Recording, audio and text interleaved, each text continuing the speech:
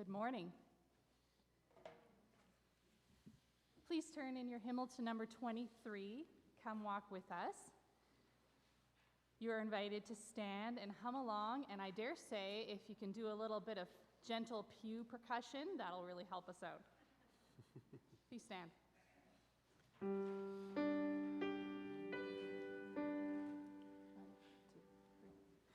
Come walk with us, the journey is long.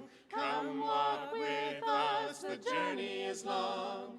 Come walk with us, the journey is long. Come walk with us, the journey is long. The journey, the journey, the journey is long.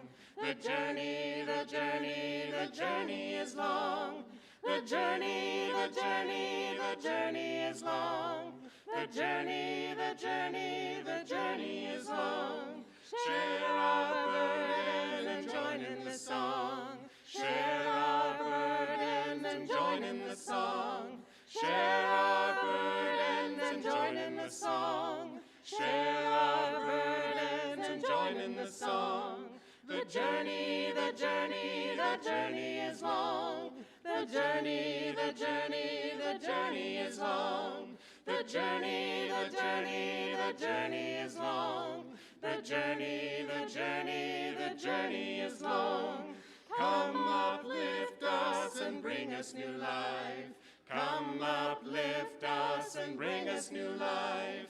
Come uplift us and bring us new life.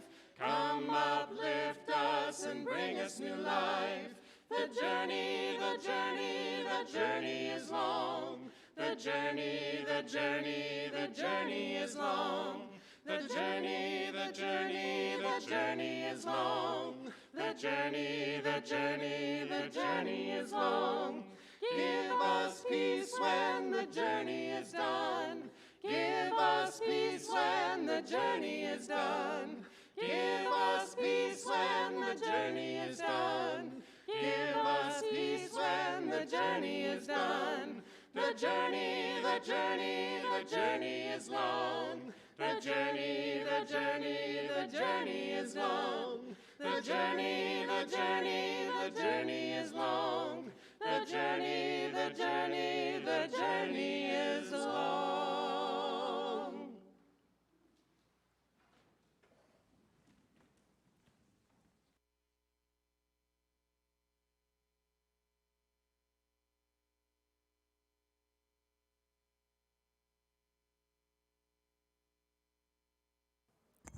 Good morning, and welcome to St. Jacob's Mennonite Church. This is what I look like without my mask on.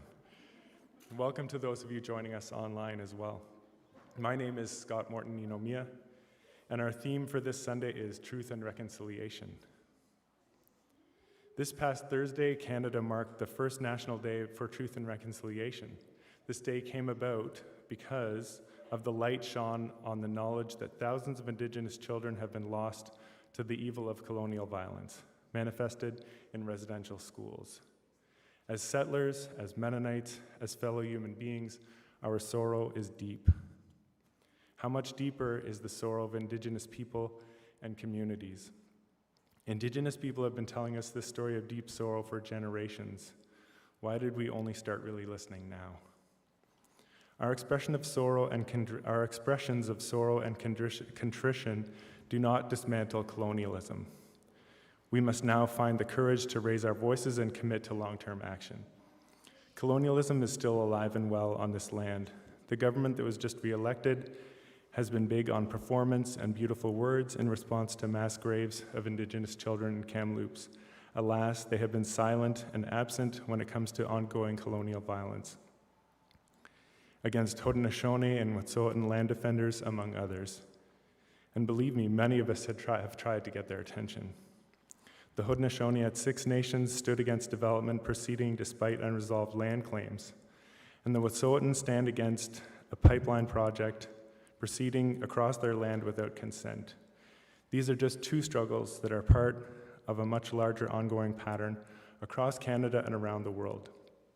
A report released by international NGO Global Witness last week said that at least 227 land and environment defenders were killed in 2020, the deadliest year on record. Many of those land defenders were Indigenous. In light of all this, it becomes easy to understand why some Indigenous people lament that reconciliation is dead.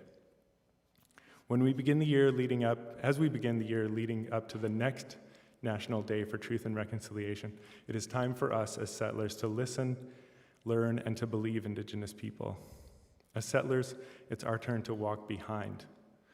Only after we have done that, it's time then to use our privilege and to speak in our own voices as settlers, as non-Indigenous, as Canadians, as Mennonites, however you wish to identify yourself. Our voice and our identity as Mennonites is that of a historic peace church.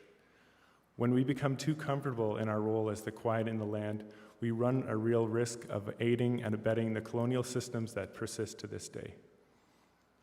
Let's find our voice as a peace church and use it loud and proud. Let's put pressure on colonial systems that continue to oppress Indigenous people on this land and here on this watershed that Mennonites have called home for over 2 centuries. An uncomfortable truth that recently came to light on this watershed is that well over $20 million of our taxpayer money was spent in 2020 on the criminalization, arrest, and ongoing surveillance of land defenders at 1492 Landback Lane in Six Nations. These dollar figures came from public documents. Our so-called justice system fired rubber bullets at the land defenders last summer, deploying deadly force against unarmed Indigenous people in our name. So let us walk and listen and learn in the Grand River Water Walk. Let us support the sacred firekeepers at Healing of the 7 Generations with much-needed amenities. Let us bring lunch to the land defenders at Landback Lane. And while we do those things, we walk behind, listening and learning, keeping the spotlight firmly focused on Indigenous people and not on our efforts. We do not and cannot speak with Indigenous voices or ways of knowing, but as Mennonites, we have deep roots in a scripture that calls us to work for peace and justice. Our peace churches have built organizations and approaches that equip us to take action for peace and justice in ways that center our support on the people that center and support the people who face oppression. This is not and can never be about our sorrow or our guilt. It is about us listening and learning first, and then speaking and acting alongside Indigenous people to dismantle colonialism in all its forms, to bring real and lasting justice in this land. Now, let us center our hearts for worship. One of Jesus' more unsettling proclamations is recorded in Luke 14. For everyone who exalts himself will be humbled, but the one who humbles himself will be exalted. Let us who are exalted by the lies and systemic racism of colonialism demonstrate the courage to orient ourselves to Jesus' proclamation and to humble ourselves. As we sit and reflect in the long shadow of the first National Day for Truth and Reconciliation, let us who have been exalted humble ourselves to acknowledge that we sit on Indigenous land with Indigenous people alongside us. Let us also acknowledge the hard realities that have taken place under colonialism's racist lies manifested in residential schools. Let us awaken to current manifestations of colonialism's lies in our government's militarized responses to Indigenous land defenders that our justice system continues to criminalize for pursuing their rights protected under the UN Declaration on the Rights of Indigenous People. While all of the might of a $20 million militarized response seems to keep the world sadly looking the same, courageous acts of humility have the power to turn things around. Jesus wielded the formidable power of humility when he bent low to wash the feet of his disciples. In so doing, he showed us the power that will bring about God's upside-down kingdom. If we can have the courage to follow him and humble ourselves, we can help to bring about healing and hope. Maybe the world really is about to turn, as we will sing a little bit later. May it be so. Now please join in the song of praise, sound and voices together, 706, O Healing River.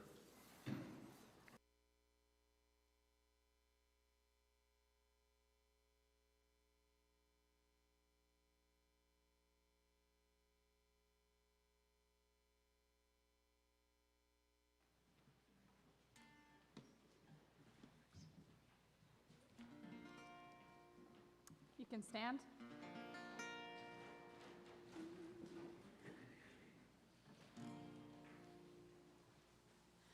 O healing river, send down your waters, send down your waters upon this land.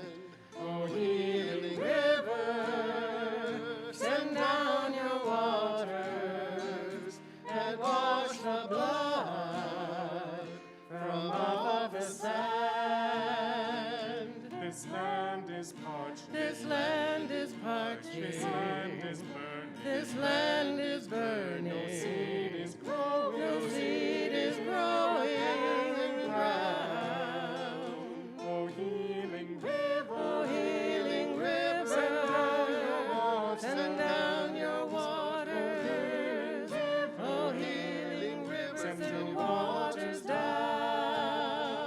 let the seed of freedom Let the seed of freedom awake and flourish. awake and flourish. Let deep roots nourish. Let the deep roots nourish, let the tall stalks rise.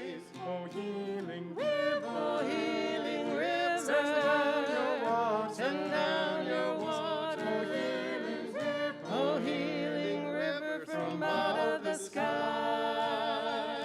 O healing river, O healing river, send down your waters. send down your waters. Send down your waters. Send down your waters upon this land. O healing river, O healing river, send down your waters. send down your waters And wash the blood and wash the blood from off off the sand.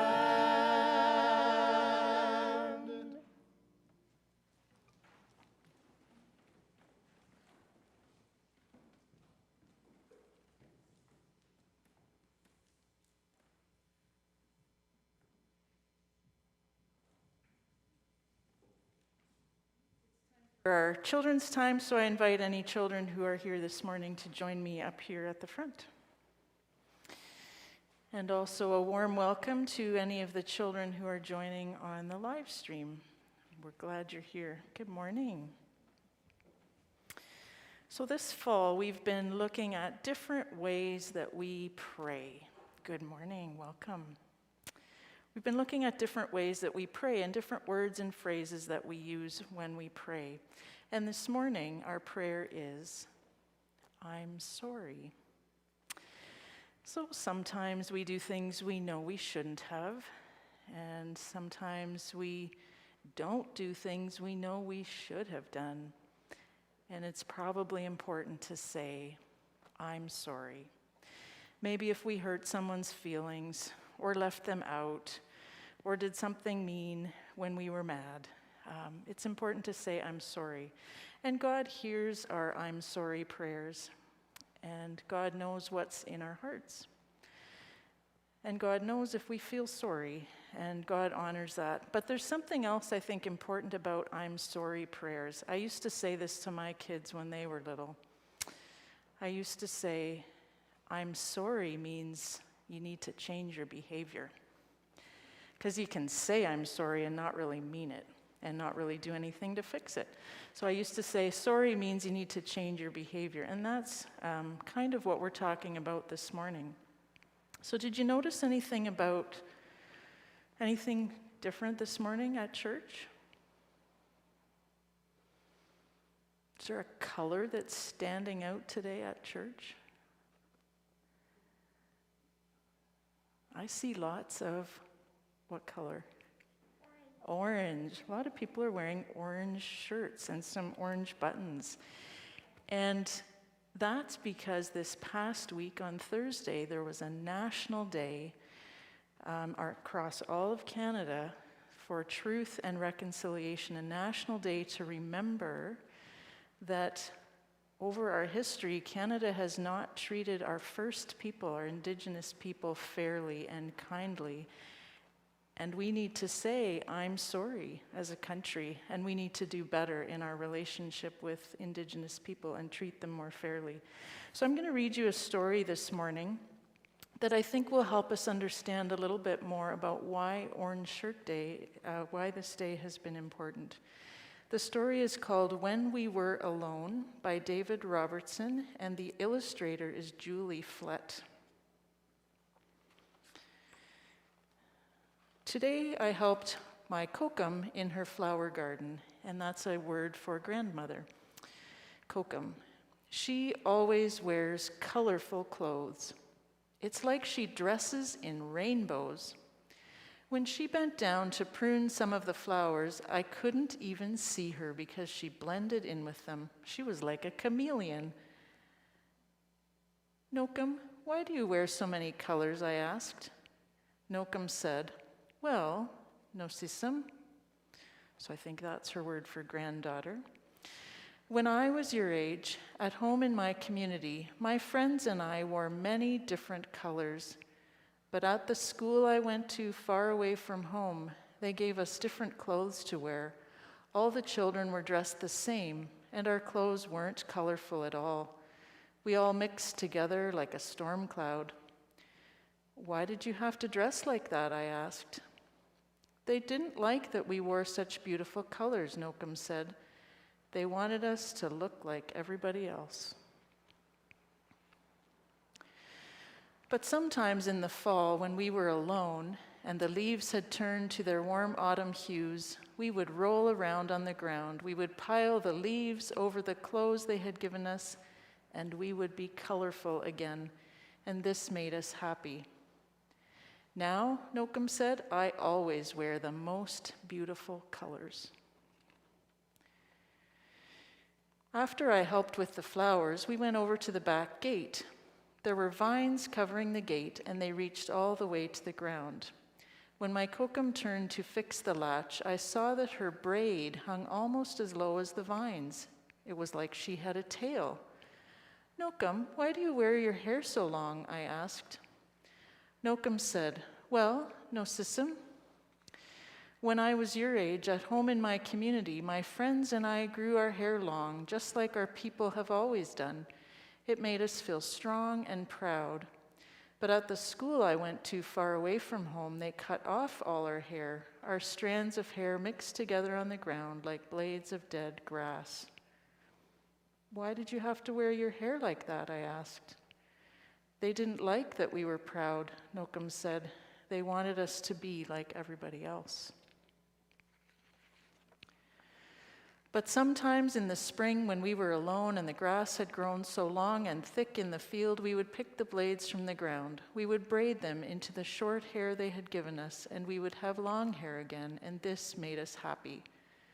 Now, Nokum said, I always wear my hair very long. After my kokum had fixed the latch, I followed her to the birdhouse. There was a bird flying through the air like a jingle-dressed dancer. She fed the bird and whispered, Na penesis, mekiso, tamisi, kitinyin, tamaskasinyin, and her words sounded just like a poem. Nokum, why do you speak in Cree? I asked. Nokum said, well, nosism. And what she said to the bird meant, here, little bird, eat, so you will get big and strong. When I was your age, at home in my community, my friends and I always spoke our language. But at the school I went to far away from home, they wouldn't let us speak our words. All the children used their strange words, and we didn't understand them at all. Our voices blended together like a flock of crows. Why did you have to talk in their language? I asked. They didn't like that we spoke our language, Nokum said. They wanted us to talk like everyone else. But sometimes in the summer, when we were alone and our teachers weren't anywhere around the place we were, we would whisper to each other in Cree. We would say all the words we weren't allowed to say so that we wouldn't forget them, and this made us happy. Now, Nokum said, I always speak my language. After our gardening work was done, I sat with my kokum in the backyard. Her brother came over and sat with us. He comes over all the time. We drank tea and ate bannock. The tea was hot and sweet, and the bannock was moist and warm and melted in my mouth. My kokum and my uncle talked and laughed like children. Nokum, why do you and Nokumas always spend time together, I asked. Nokum said, well, no sissim. When we were your age at home in our community, being with family was the most important thing. We played with each other, did chores together, and shared everything. But at the school I went to far away from home, they wouldn't let us be together. My brother and I were separated like night and day. Why were you and Nokoma separated, I asked. They didn't like when we were with family, Nokum said, because when we were together, we thought too much of home. But sometimes in the winter when we were alone and we were sure that nobody could see us, we would find each other. We would take off our mitts, and in the crisp, cold air, we would hold hands so we could be with each other, and this made us happy. Now, Nokum said as she reached over and held my uncle's hand and mine, I am always with my family. And that's the end of the story. So that helps us understand why this Orange Shirt Day was important, because there was a woman named Phyllis who went to residential school wearing a bright orange new shirt that she loved, and when she got there, they took her shirt away and made her wear the plain uniform of the rest of the kids, just like what happened in this story. So that helps us understand why it's important to wear bright colors and celebrate the Indigenous people and their culture and traditions that we have in Canada today. So I'm just going to leave you with one last thought. Remember how we said I'm sorry means we'll change our behavior? So one way to think about this is to think that, in our Bible, there's a beautiful teaching that says we're all created in the image of God, so that every one of us is loved by God the same as everyone else, and every one of us has that light and that spark and that love of God in us that we can share with other people, no matter what the color of their skin or where they come from or what religion they belong to or how old they are or what they're able to do. We're all the same in God's eyes. We're all beautiful, created in the image of God. And so it's our job to treat everyone that way. And that's the way that we can help to turn I'm sorry into positive action.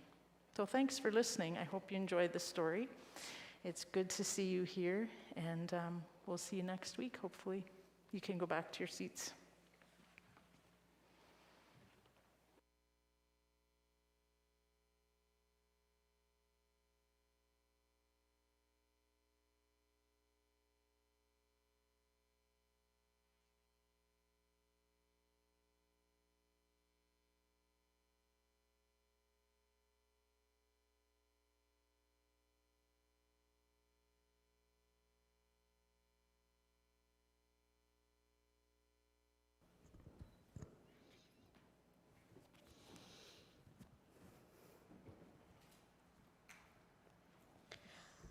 I will be reading from Psalm 130.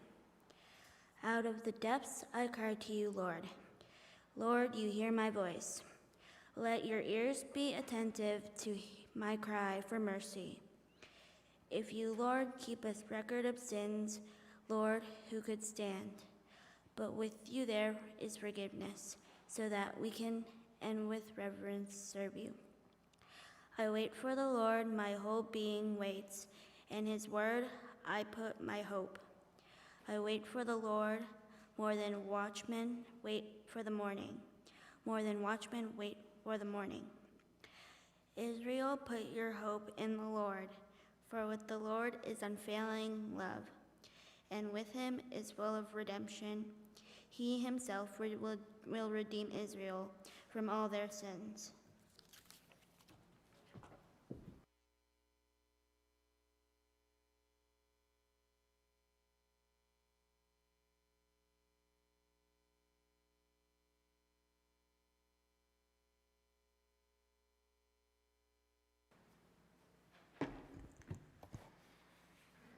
I was going to try to hold that, but I don't think I can.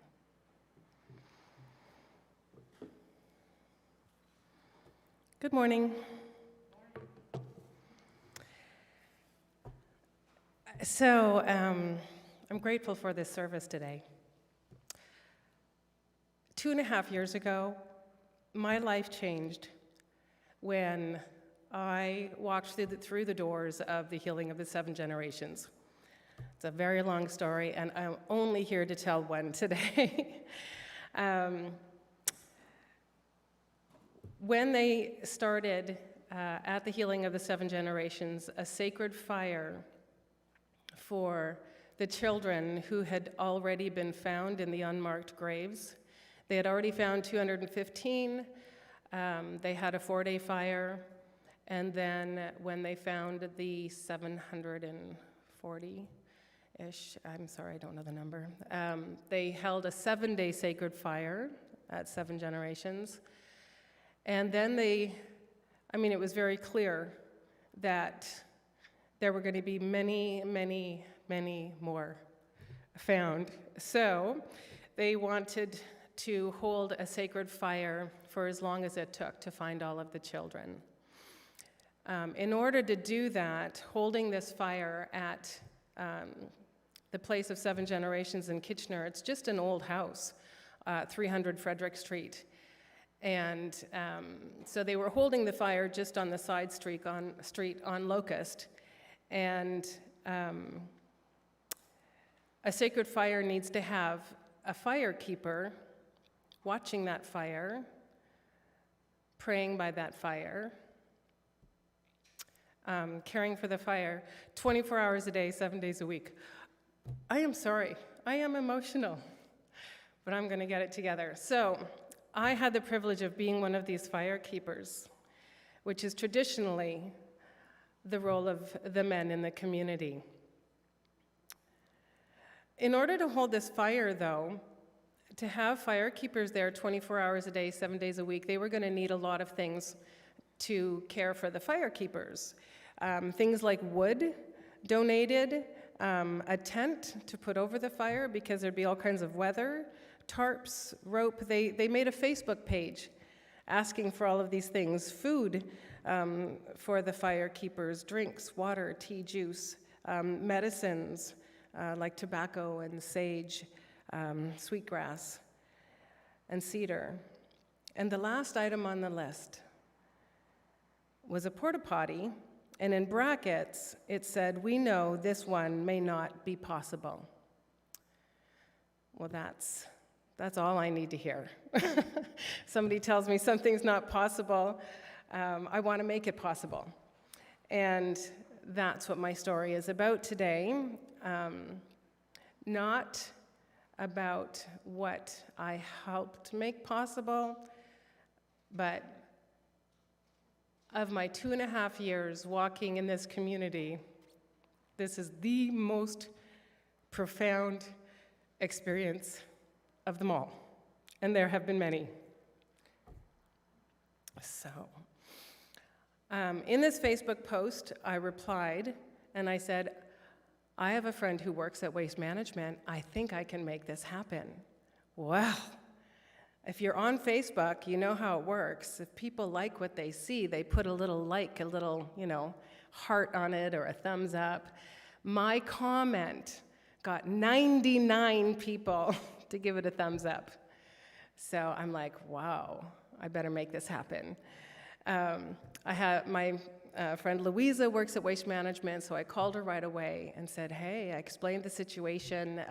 They need a porta potty because they couldn't have community members and fire keepers going in and out of the house to use the restroom. The house needed to be locked, had to be secure. But we also needed a place to have a bathroom.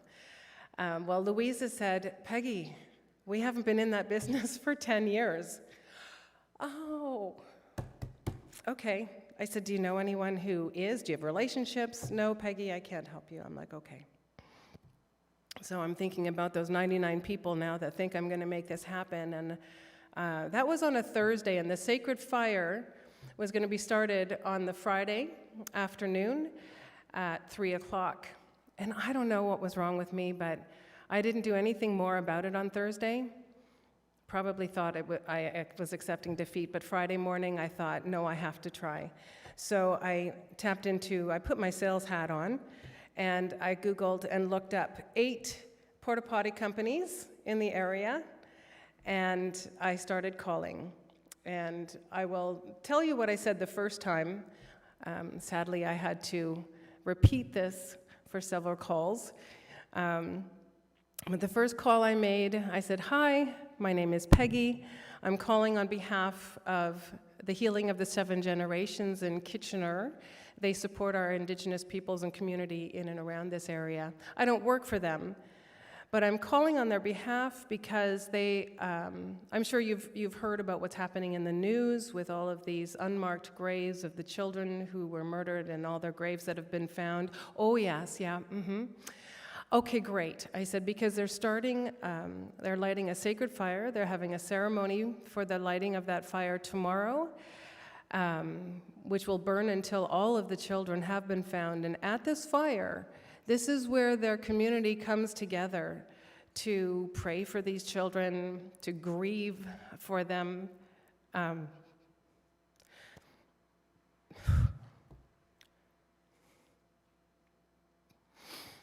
To honor them.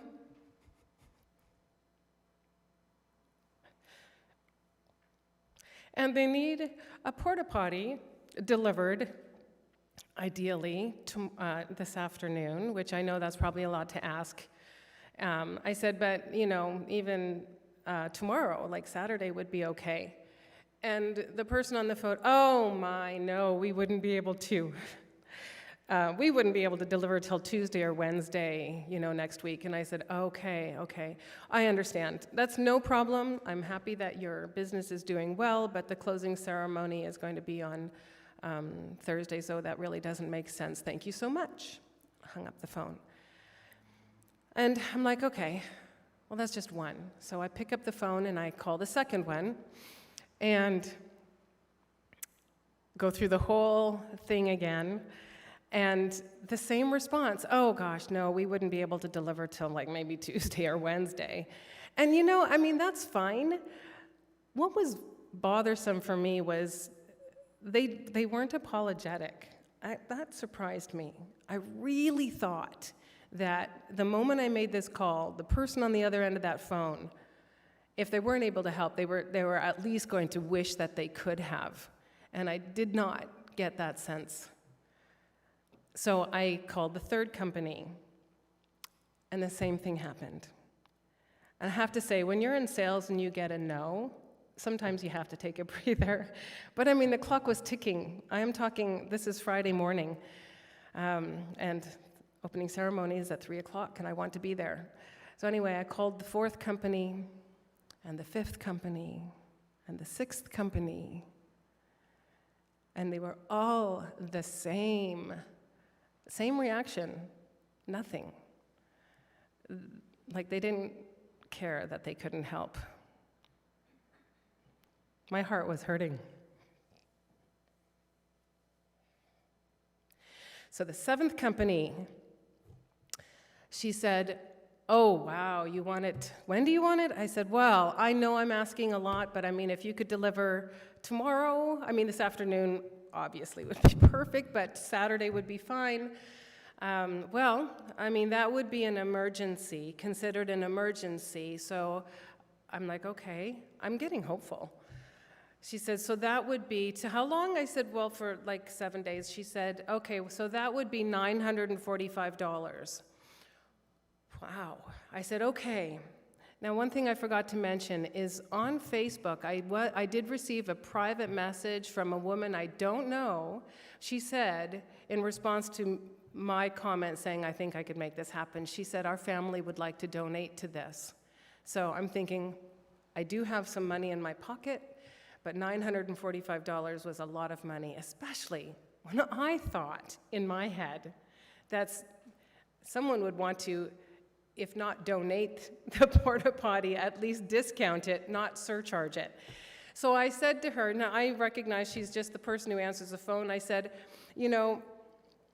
I understand it being an emergency, but I was kind of hoping that maybe there'd be a desire and to discount the price. Oh, well, I wouldn't have, the authority to do that. I understand. Of course not. I said, but would you have a manager I could speak with?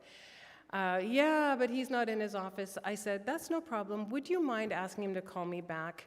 And I know it seems I've been a little bit pushy, but if he could call me back within the hour, because I do want to get to this opening ceremony. Yeah, okay, yeah, I'll try to do that. I said, okay, thank you very much, and I hung up.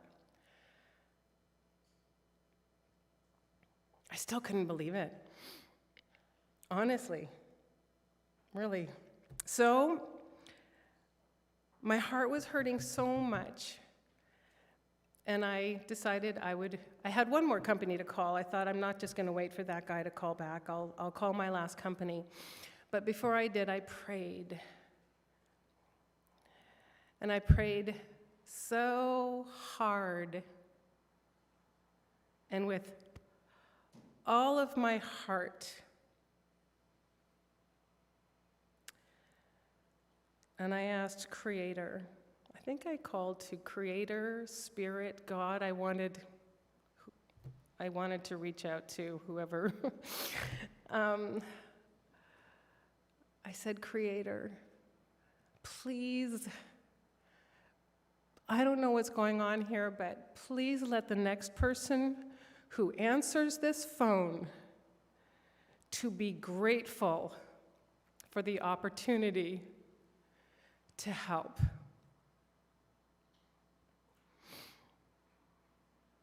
I think I was crying when I was praying. And so I picked up the phone to call the last company, and I think it was almost 1 o'clock. I'm running out of time. So I pick up the phone and I call, and a guy named Dan answered the phone.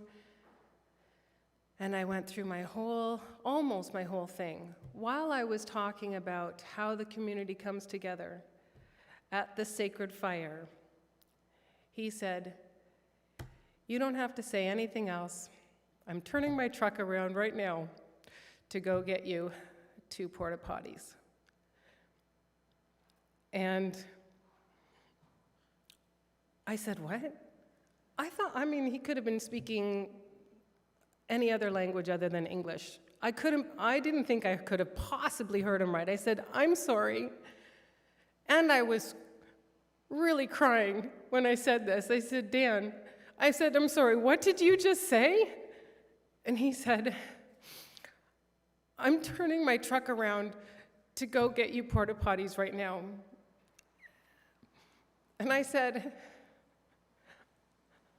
I am so sorry that I'm crying so hard, Dan, but I just finished praying for you. I just finished praying for someone just like you to answer the phone. And he said, you don't have to apologize for crying because I'm crying too. And I cried for like an hour. After I hung up that phone,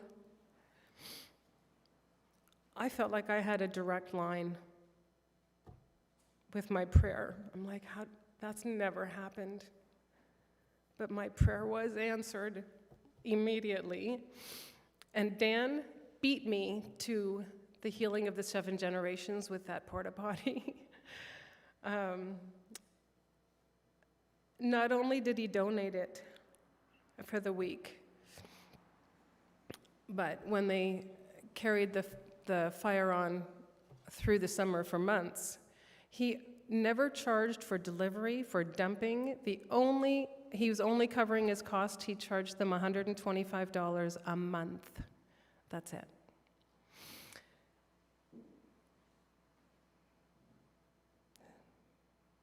So, that's my story. I'd like to introduce my friend Candy Landry.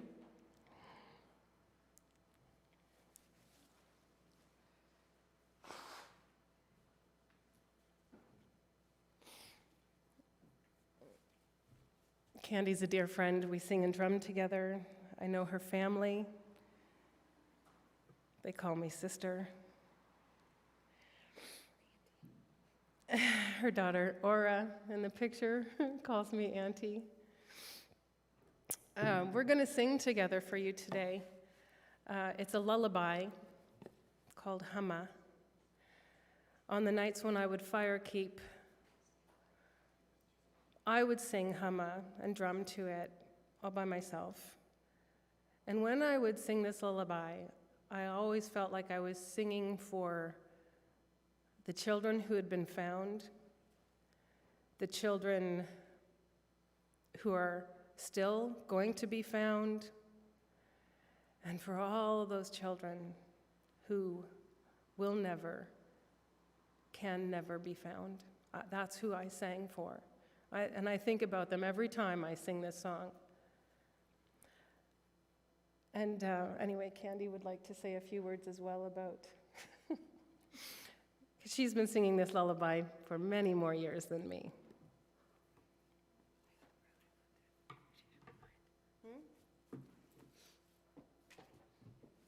Ani Buju, Candy Dishnakaz, Jijak Nadodam, Sagin Nadunchba, Anishinaabe Nadao. Hello, my name is Candy. I am from Sagin, I am Crane Clan, and I am Anishinaabe. The song we're singing today is a lullaby that I have sang to my daughters. I have two daughters. Since they were born, patted their bums to the song as they fell asleep in my arms. The song has been sung a lot more since our children's bodies have been found, and we sing the song for them, but also for the children that will never be found, and for the children that didn't get the love and the lullabies that they deserved while they were growing up. Like which? I forgot to mention that this is Candy's daughter, Aura. This was a picture that Candy took of us on September 30th at the clock tower. Aura is 5. That's the age that a lot of these children were taken from their homes, often younger than that, as young as 3. And I think that picture was taken when the survivors were sharing their story at the clock tower. And I held Aura so tight, it just occurred to me in the moment that these were the children, just like Aura.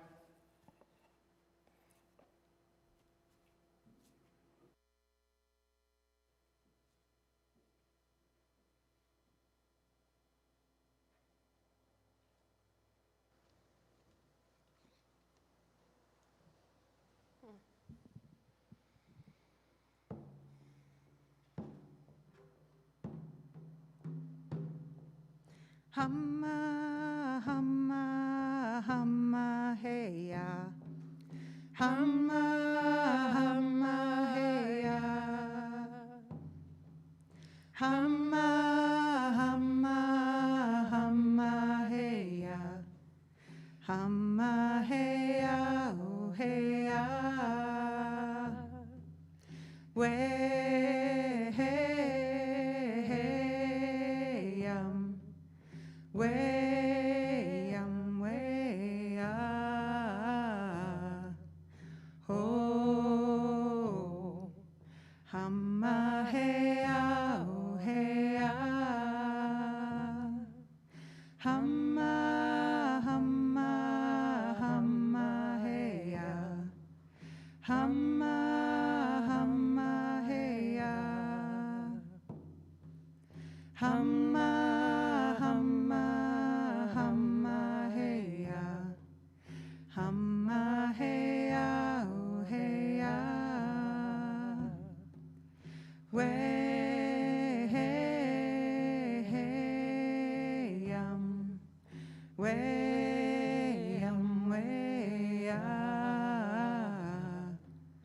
oh, humma, hey, oh, hey, humma, humma, humma, hey, humma, humma, hey, humma,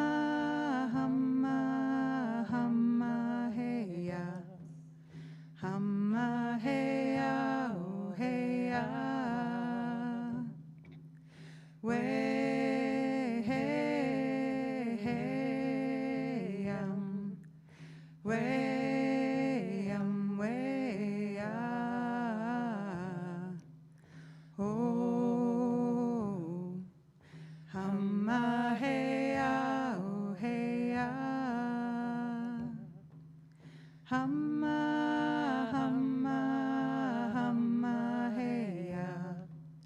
Hamma, hamma, hey ya. Hamma, hamma, hamma, hey ya. Hamma, hey ya, oh, hey ya.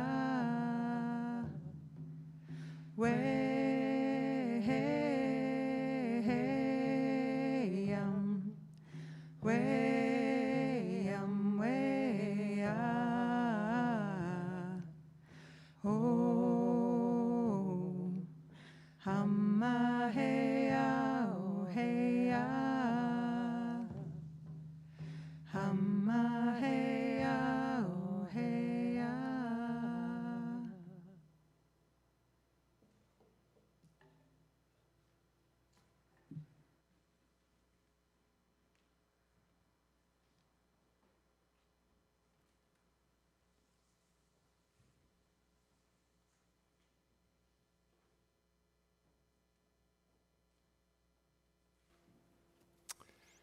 Thank you, Candy and Peggy, for sharing that song with us.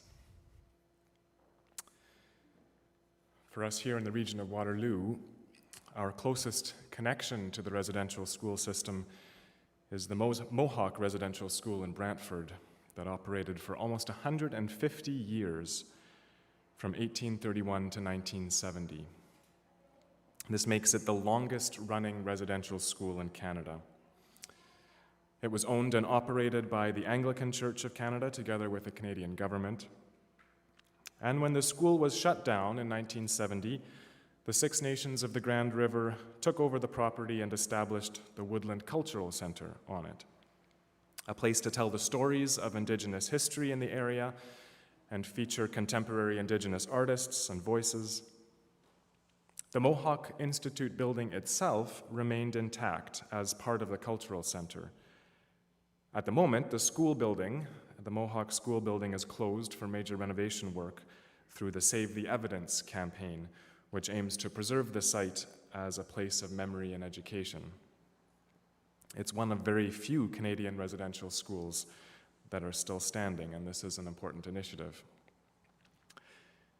Here at St. Jacob's, we have had some good connections with this project over the years. In 2019, a group of our youth spent a week in Brantford helping with the work at the site in partnership with the Mennonite Central Committee and Mennonite Disaster Service. I see Jonah here. He was there for that summer. You may remember some of the stories that they told when they returned. They participated in restoration work, but also spent time listening to survivor stories from people who had attended the school as children. More recently, we arranged for a virtual tour of the Mohawk Institute for folks in our community who wanted to see the building and hear about the history. Some of you will have been part of that tour too, I suspect. If you didn't make it at that point, all is not lost. The Woodland Cultural Centre hosts public virtual tours a couple times a month, so you can sign up for those through the Woodland Cultural Centre website anytime. I joined a virtual tour in mid-August and then visited the Woodland Cultural Centre in person a few days later. Both were profound and moving experiences. I was struck by a number of things, and the first, I think, was the gentleness and hospitality of the guides and the hosts at the Woodland Cultural Centre.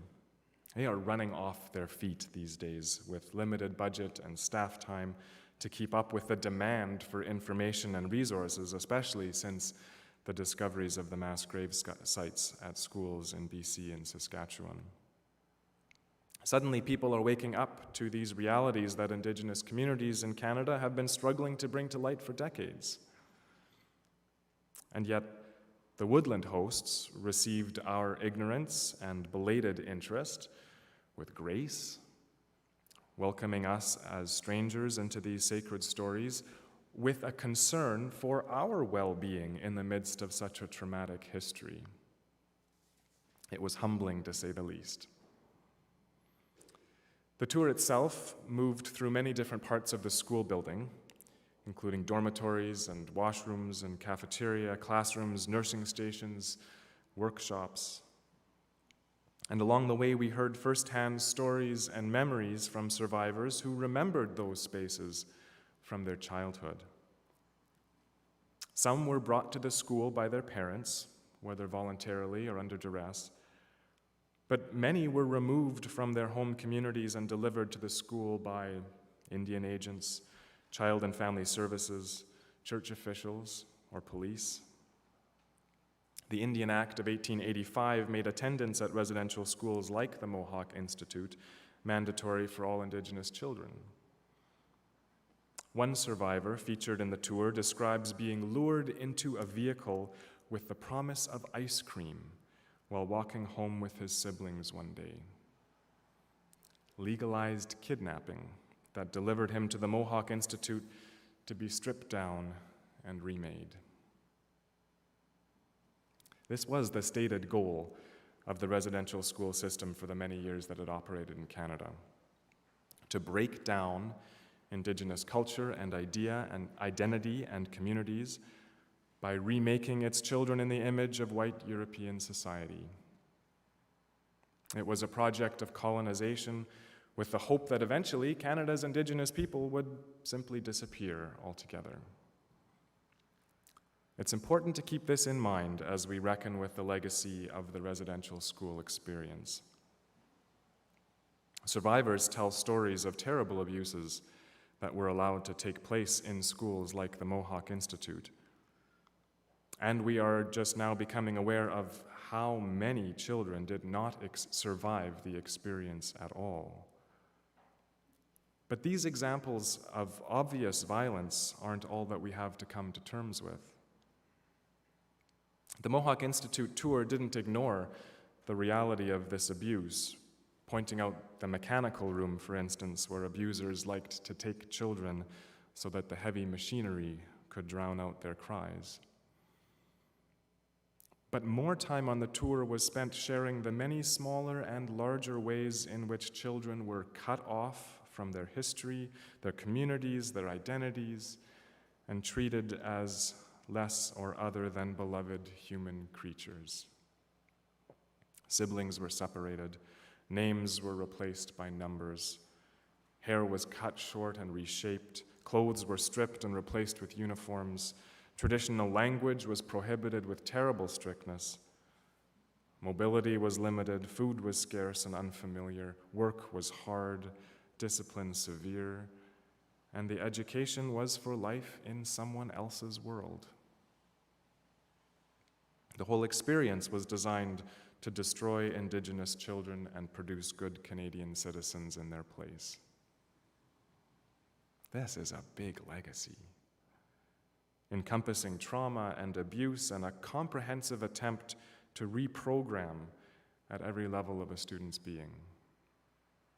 And we know that the legacy extends far wider than the lives of particular survivors. As intended, many Indigenous families and communities were shattered. Scars were passed along from generation to generation. Trauma embedded itself in family systems. Traditions were lost. Identities were obscured. The ripples continued to flow out. And they continue to be met with remarkable strength and courage and resilience and grace as Indigenous communities find healing in the rediscovery of their traditional teachings and ceremonies and ways of being. This history and its implications should be plenty familiar to us. If it wasn't before, the Truth and Reconciliation Commission and its work from 2009 to 2015 brought to light much that is now there for us to see and hear and read in one place. There will always be more to learn, more stories to hear.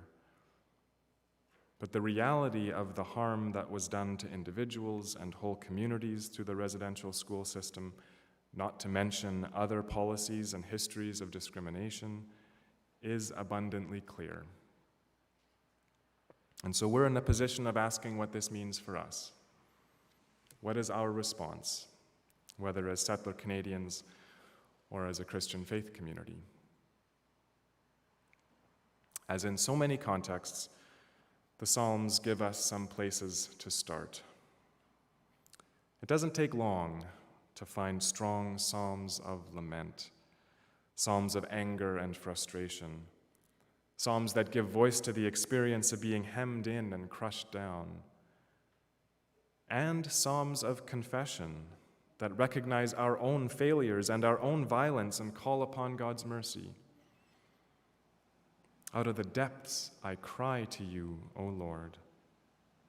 If you should mark iniquities, Lord, who could stand? We have much to confess to God, to each other, and to our Indigenous neighbors.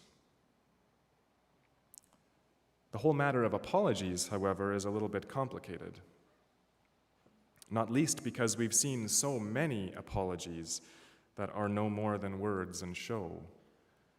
Apologies that are not followed by action or reparation or concrete steps towards reconciliation. And further, it's complicated to figure out where exactly guilt and responsibility lies in the context of a large-scale, historic, and systematic set of injustices that are woven into the very fabric of the societies that we live in. Most of us were not directly involved in the residential school system at all. Many of us were probably unaware of what was happening, and a lot of us weren't even born until after the Mohawk Institute shut down. As good Mennonites, we might be tempted to see this as a Catholic or an Anglican legacy to deal with, or United Church, or Presbyterian. But we know that Mennonites were involved too.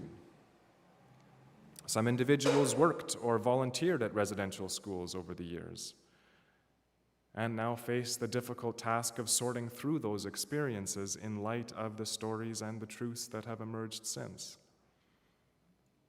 And we do well to remember that there were indeed 3 residential schools in northwestern Ontario that were operated and funded by Mennonites, as well as a few day schools on the prairies.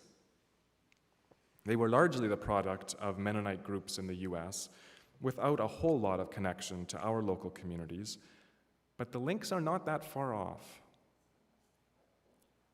You might remember Mark sharing a couple of years ago about being invited to participate as a listener in the TRC hearings in Thunder Bay, where survivors from these Mennonite residential schools told their stories.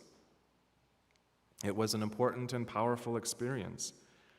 And Mark notes that it drew out similar painful stories to those that emerged in the context of other residential schools as well.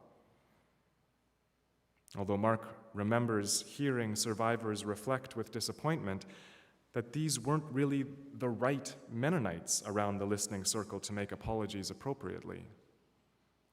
What is ours to own and address?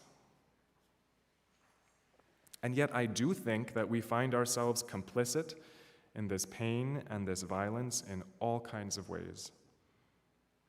Complicit certainly in our ignorance where that has been the case. We did not know and we did not ask. And then complicit in our indifference and apathy when we were not moved to speak up or advocate or reach out in friendship and support. But we are also complicit as beneficiaries of the violence done to Indigenous communities. In so many cases, this was done to make space for us. Here in the region of Waterloo, we sit on Block 3 of the Haldimand Tract, a large section of land along the Grand River given to the Six Nations of the Grand River.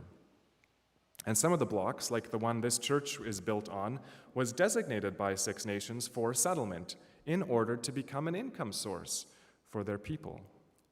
A long-term lease was arranged, agreements were made in good faith, but Six Nations never received any of the proceeds of this land. Monies held in trust for Six Nations by the Crown suspiciously disappeared. Investigators at Six Nations have been following the trail and doing the math, trying to uncover the vast sums that would be owed to them under the original agreements. and here we gather for worship along the banks of the river, where this history of injustice remains unresolved. I grew up in Manitoba, where so many Mennonites settled along the Red River Valley in the late 19th and early 20th centuries. They found good, empty land made available to them by the new Canadian government.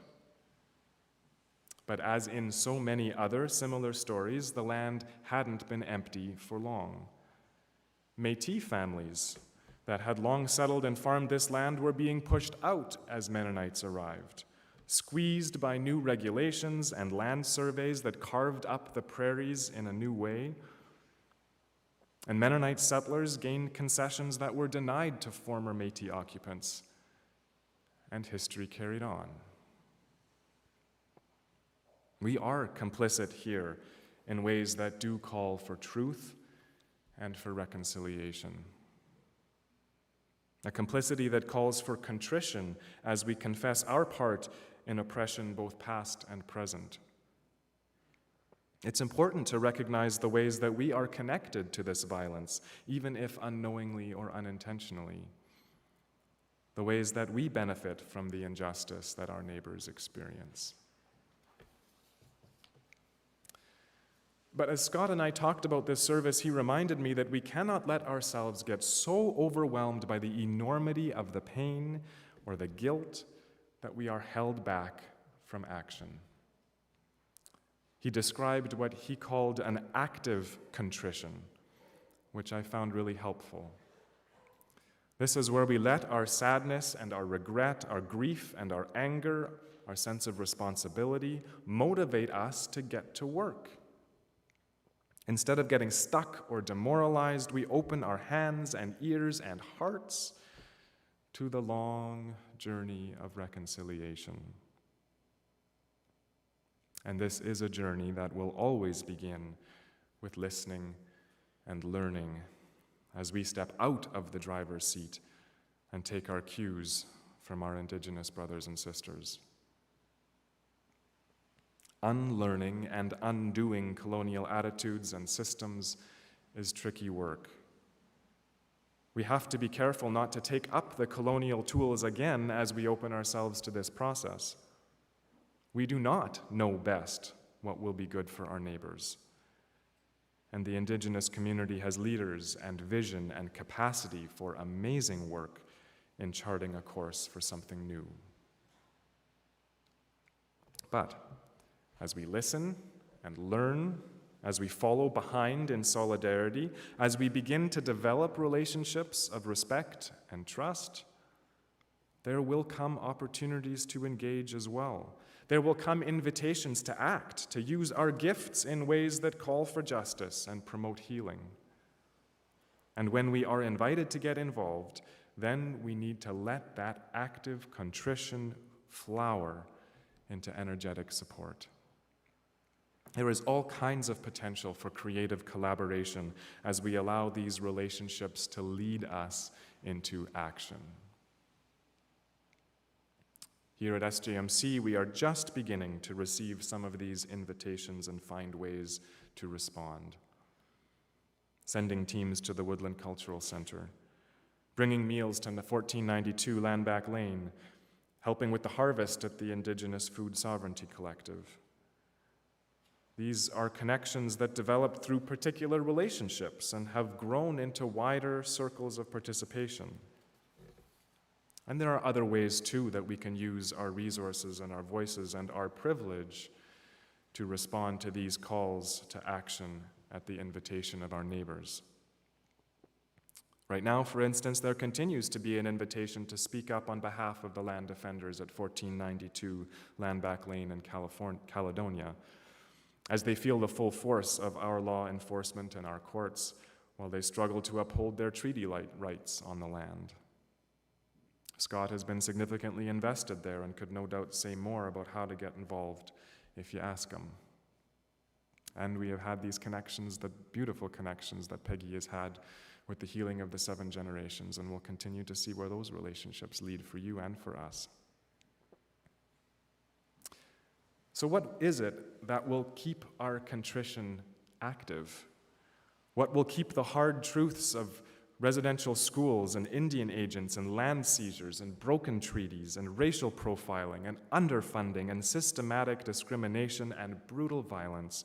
What will keep these hard truths moving us into spaces of passion and engagement rather than hopelessness or despair? In part, I think it is the building of relationships. It's in hearing stories face to face, in visiting homes and communities, sharing food and songs, laughing and dancing and crying together. That's a big piece of the work ahead. No more and no less than making friends. That's where the energy and the passion come from. That's where a new way lies. And I also think that we need to draw on our own traditions of faith to find hope amidst the rubble. I wait for the Lord. My soul waits, and in God's word I hope. My soul waits for the Lord, more than those who watch for morning, more than those who watch for morning. The Psalms remind us that there is something beyond our capacities, beyond our failures, beyond our anger and fear and sadness and grief. We wait for our Creator, for a power of love that holds our violence and creates something new in the midst of suffering. We wait for the promises of justice that Mary sang of, scattering the proud and bringing down the powerful, lifting up the lowly and filling the hungry with good things. We caught a glimpse of this vision on Thursday morning as hundreds, maybe thousands of people came together in Kitchener to march in memory and solidarity on this first National Day of Truth and Reconciliation. It was a march planned and led by local Indigenous communities, starting at the Healing of the Seven Generations on Frederick Street and taking over Frederick and Benton all the way into Victoria Park. The crowd that marched grew and gathered until it stretched over many city blocks, farther than I could see when I looked back. A crowd of people of all ages and from all backgrounds, both Indigenous and settler. More than a few Mennonites among them, including a good contingent from this congregation. And of course, lots of orange shirts. At Victoria Park, the clock tower became a hub of drumming and singing and dancing, and then a place for both elders and youth to tell their stories and share their hopes for healing land and people. There was laughter and tears, sadness and joy, grief and hope flowing together. And above all, in the midst of horrors that were still fresh in memory, a call for love that leaves no room for hate. And we wondered what this moment might mean. Is this just a moment? Fleeting like so many others that have not been followed by the hard work of making change? It doesn't have to be. And for that moment on Thursday anyway, it felt like the world might just be about to turn.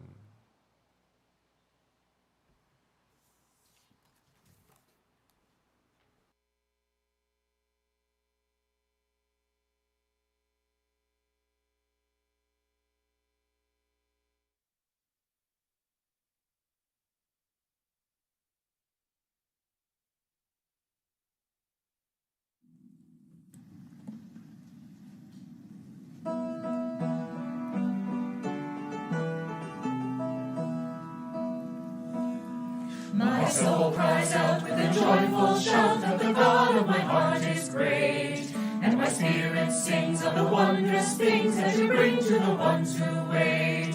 You fixed your sight on the servant's plight, and my weakness you did not spurn. So from east to west shall my name be blessed, when the world be about to turn. My heart shall sing of the day you bring, let the fires of his love and justice burn. Wipe away all tears, for the dawn draws near, and the world is about to turn. The Hawaiian small, my God, my all, you work great things in me. And your mercy will last from the depths of the past to the end of the age to be. Your very name was the proud to shame, and to those who would for you yearn. You will show your might, put the strong to flight, for the world is about to turn. My heart shall sing of the day you bring, let the fires of your justice burn. Wipe away all tears when the dawn draws near, and the world is about to turn. From the halls of power to the fortress tower, not a stone will be left on stone. Let the king beware, for your justice tears every tyrant from his throne. The hungry poor shall weep no more for the food they can never earn. There are tables spread, every wealthy fed, for the world is about to turn. My heart shall sing of the day you bring, let the fires of your justice burn. Wipe away all tears when the dawn draws near, and the world is about to turn. Though nations rage from age to age, we remember who holds us fast. God's mercy must deliver us from the conqueror's crushing grasp.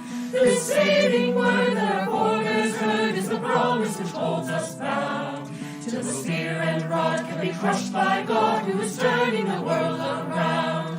My heart shall sing of the day you bring, let the fires of your justice burn. Wipe away all tears, for the dawn draws near, and the world is about to turn. My heart shall sing of the day you bring, let the fires of your justice burn. Wipe away all tears, for the dawn draws near, and the world is about to turn.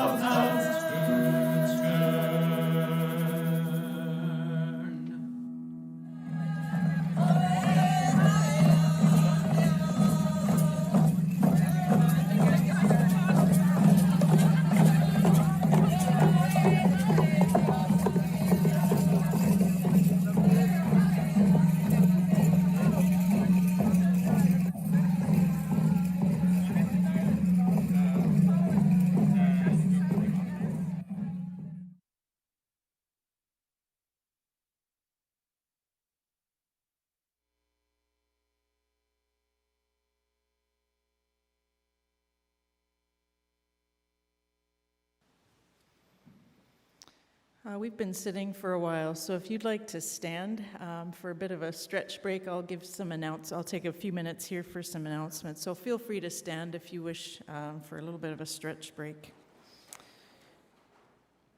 This week, as part of your church mailing, you should have received a copy of the church slate of volunteers for the coming year. And at this time, we have a brief video from Devin Martin, our gifts ministry leader, to formally present our slate of volunteers. And we as a congregation will need to vote on the acceptance of the slate. So an email will be sent to you inviting you to vote this week. And if you do not have email, you can phone into the church office during business hours.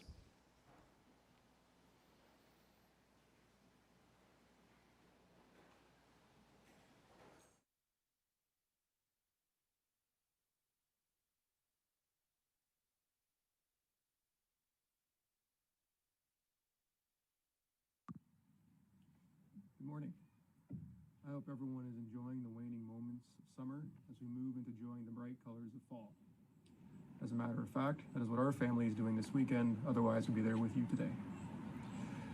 It is once again the time of year where we review and vote on the slate. But before I go any further, there are some thanks in order. Firstly, keeping in mind that I cannot thank everybody, I would like to thank Sue Shantz and the Sunday morning ministry team and Larry Shantz and the audio-visual team for all the incredible work that has been done over the last year and a half. While there is no replacing being together on Sunday mornings, you're able to bring some of the Sunday morning experience to our homes every week and continue to do so. As evidenced by the number of people involved and the depths of talents that have been on display, we were reminded every week that the church is not simply a building or a steeple or a resting place. It is truly the people. Secondly, I would like to thank the reopening committee. You were tasked with trying to build a road through a swamp. However, through what I'm sure was a great deal of prayer, deliberation, and patience, we find ourselves able to meet in person again. I would also like to thank those in finance and facilities. This team is largely made up of individuals who have been involved with the ministry 6 years or more, and in some cases, many more. So thank you, Tim Bauman, Mark Brubaker, Derek Shantz, and Stu Souter, for all the work you have done and continue to do. So, on to the slate. Fortunately for me, there has not been a tremendous amount of turnover this past year. So thank you to everyone who has agreed to stay on to their positions. And one notable change is that to the Family Mentor Program. It was the feeling that this program had done what it had set out to do, and it was time to wind it down. Also, I would like to welcome Liz Weber to the Sunday morning ministry team as a worship planner come January. Liz did a brilliant job over the last year as an interim pastor, so we look forward to seeing her continue her role in being involved planning worship. There is a vacancy in staff relations, as it was deemed that only 2 people were needed for the job at this time. But that is not to say it will remain this way going forward. You will see there the role of Mission Facilitations Leader is currently under review. Now, while searching for people to fill this role, I found the main reason why people were unable to commit to this, that they were already busy doing the very work that they would be tasked to lead. It became clear to me that the vacancy is only one on paper, and that the spirit of missions is alive and strong in the congregation as people have committed themselves to the causes that they are passionate about. So long story short, we in Leadership Council decided that the future of missions, the missions ministry, deserved another look and may evolve in another form in the coming months or years. But rest assured, there is nothing lacking. In closing, I would like to thank Michael Lutzman for setting up the online vote, and Pauline Martin for her work in organizing my mess that I gave to her and presenting it to you, and Pastor Mark for providing me with the sounding board I needed. It continues to be a privilege to witness the passion and the enthusiasm that these volunteers bring to their roles, and we are fortunate to have so many people willing to step up. Many blessings.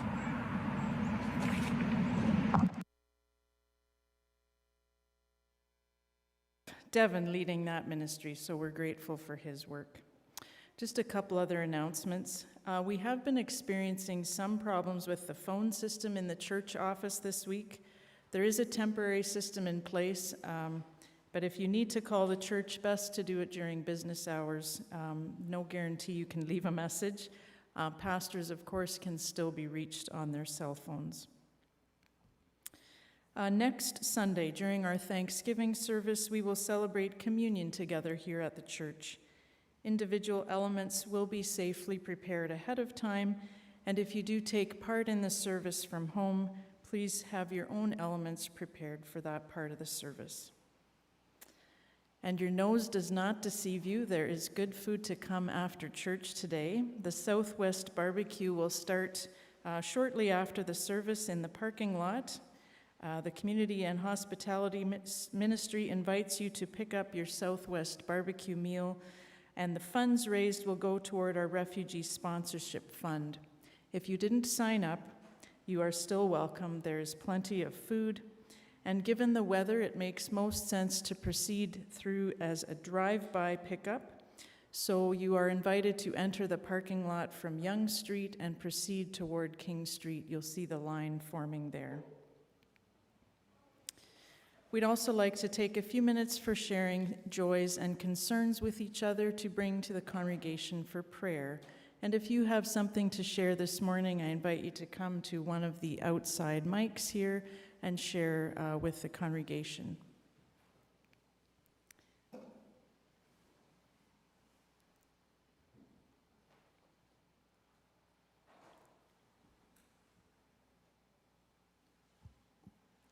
Marcia, Ninomiya. I think if you get closer. Step up close, yeah. Okay, got it. Marcia, Ninomiya, you know me anyway. But if you've read your newsletter that you got sent out by Pauline this week, you know that the family we are sponsoring did arrive on Wednesday evening. Yes. There were 2 vehicles that drove. Pastor Mark drove one and Aki the other. And Ahmad, who's living in the church house. It was his brother's family that came. He and I were passengers in the car. They arrived early. They arrived at 6:10, but we didn't see them till after 9:30 when they finally came out the gate. It took that long to get them processed with all the papers involved with refugees landing.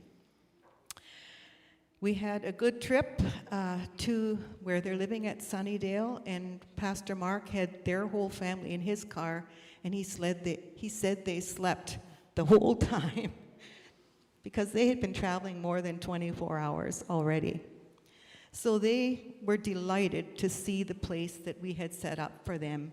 It was really well furnished, and if you looked at the photos in the newsletter, you would probably agree that you donated many wonderful donations to make this possible, and I just say thank you very much for your support. We left them touring their place and knowing they would soon fall into bed, and that was great. Then the next morning, this is chapter 2, I guess we would say, I got a message on my iPhone that Bilal, the 11-year-old, had fallen out of his yacht.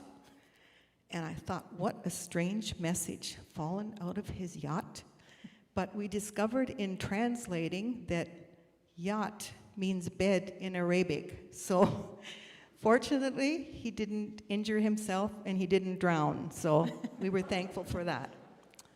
So the next chapter was yesterday, and I had another message. Oh, I should say, we have been able to communicate very well with the family using Google Translate, and it's worked beautifully. But yesterday the message was that the 9-year-old had a severe stomach ache, and that was one of my worst fears when they're in quarantine, to have somebody sick, because you can't just take them out of quarantine.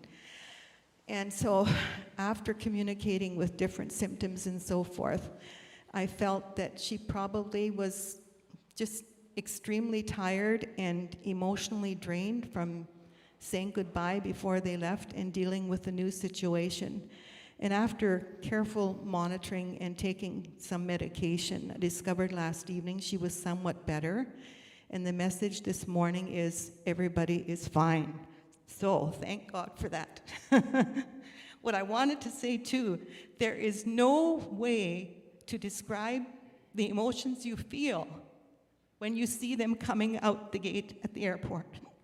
That was just, sorry, I get emotional too. Sorry, Peggy. That was just wonderful seeing them all walk out. Now this morning, I have this beautiful card that Ella Brubaker prepared for church members to sign to give to the family, saying, "Welcome to Canada." Now most of you have signed. I'll have it down at the table in the foyer again. If you haven't signed, please take time to sign. And please keep the family in your prayers. This is quite an adjustment for them. And we keep telling, conserve your energy, be very careful, and get your rest. And so I'm thankful this morning to report that they're all well. But please keep them in your prayers. Thank you. Thank you for that update, Marcia, and for all your wonderful connections, keeping them connected to us. So I think we'd like to offer both prayers. For their safe arrival, we say, thanks be to God.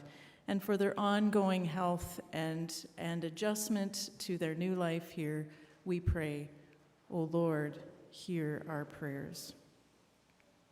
We also want to offer a prayer of thanks for the Ride for Refuge that happened yesterday.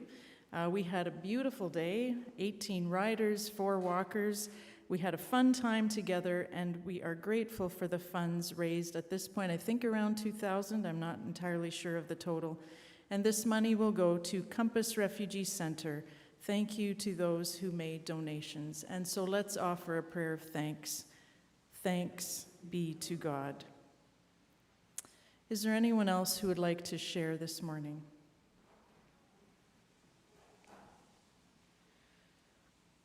There was an important part of my story that I forgot. At the end of my prayer, I ended it with, miigwech, chi miigwech, which means thank you. And the reason that's so important to me is because when I say that, I'm saying it with a belief that my prayer will be answered. It's a trust, it's a belief, it's a faith. I don't know what amen even means, but for me, miigwech. Right. And the other thing is that it was shared with me by different community members that now that the sacred fire has been put to sleep, I can't even remember if I said that, it's been put to sleep now until spring. It's a real hole, it's leaving a real hole in the community because it was a place where people could come together. And it's unlike there's on the reservations, there is always that sense of community, and that fire, the space there was providing a place for community to come together anytime, day or night. And there are many people who are really going to miss it. So if you could just hold them in your prayers. Miigwech. Thank you, Peggy. So for the ongoing work of reconciliation and healing, we pray, O Lord, hear our prayers. We also want to acknowledge the acceptance of the Slate, our gratitude for the commitment from many volunteers for the work of the church here at SJMC and beyond ourselves. And we gratefully acknowledge the offerings that have been given in support of our spending plan. And so I will invite the ushers to bring the offering forward during the music for prayer and reflection. But for all of these gifts and donations, we want to say a prayer of thanks be to God. And Marcia has said that for our prayer of reflection time, she will play Voices Together 368, Spirit of Life. It's a beautiful prayer, so if you want to turn to that and follow along, you're welcome to do that.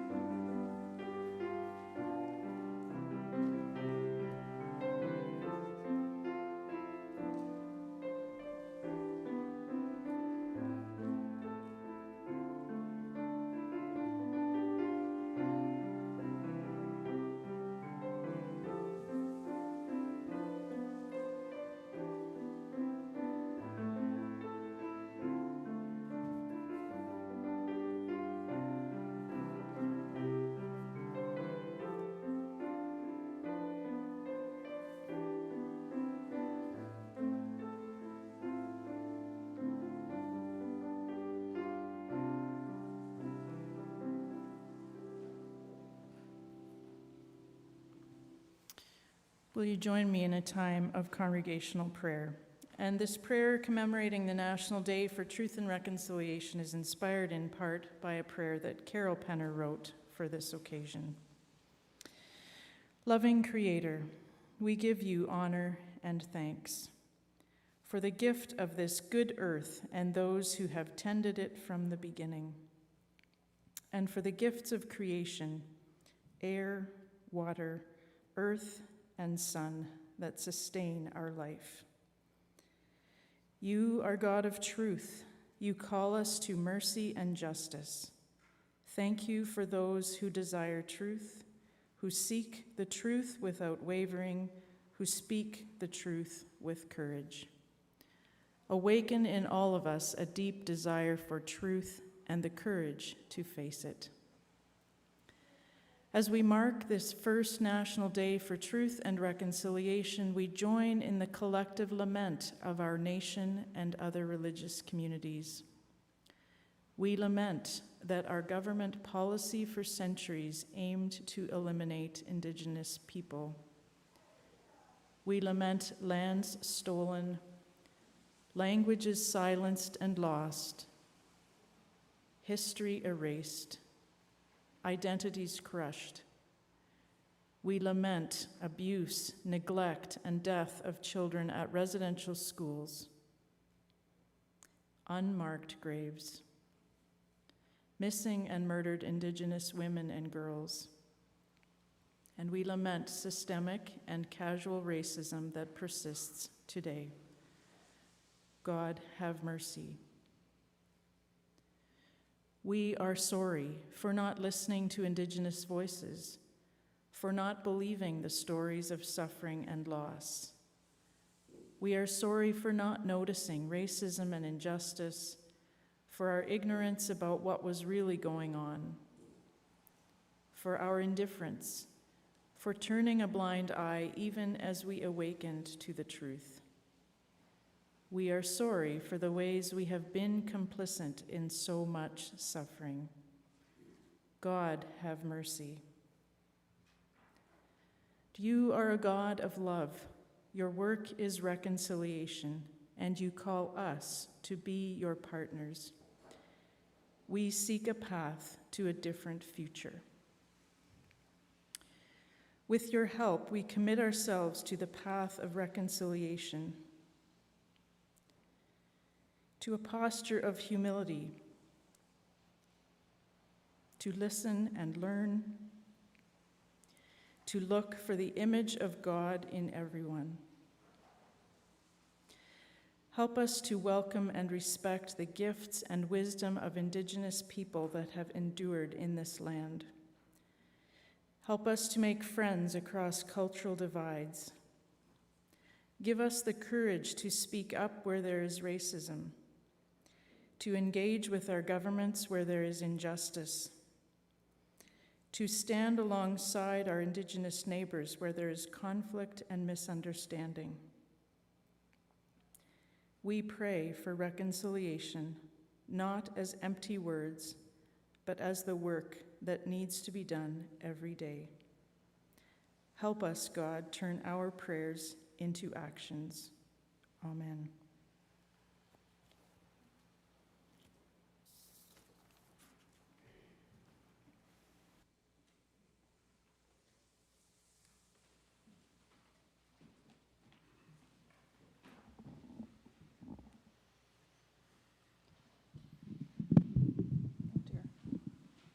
Please turn to number 849. We, your people, sing your praises. You're welcome to stand and hum along. Please stand. We, your people, sing your praises, as together we are sent to reveal your new creation in the shadows of lament. Give us courage for the journey. Shepherd Jesus, be our guide. Help us lead with hope and passion till all things are reconciled. We, your people, sing your praises, as together we are sent to reveal your new creation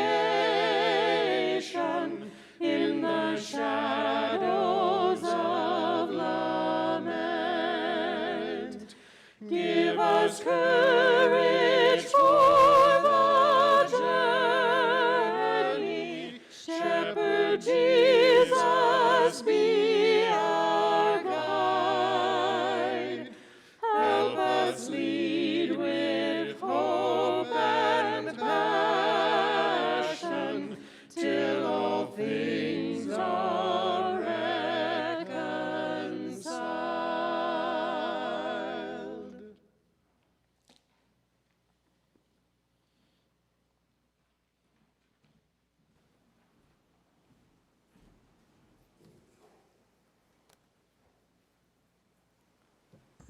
Just to note that worship response will be in this space, or if you're not staying for a worship response, please make an orderly exit so that we can stay safe and follow public health guidelines.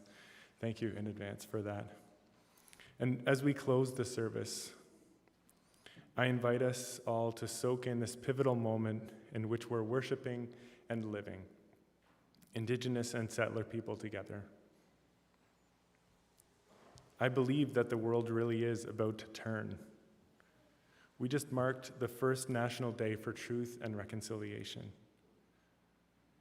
Justice Murray Sinclair, chair of Canada's Truth and Reconciliation Commission, called this momentous day one step on a long journey toward reconciliation.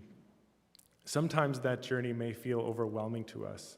We may find ourselves crying from the depths, like the author of Psalm 130, and wondering where to even begin. Archbishop Oscar Romero wrote a prayer about the long journey of building God's kingdom of peace and justice on earth, and in his beautiful modern beatitude, he reminds us that we don't have to do everything. Romero proclaims, we can do something and do it well. It is a step along the journey, an opportunity for God's grace to enter and do the rest. I like this way of thinking about the work of reconciliation in small steps, imbued with grace. Today, may we commit to moving forward with humility on that journey, one step at a time, and be attentive to God's grace that gives us the power to turn the world. Amen.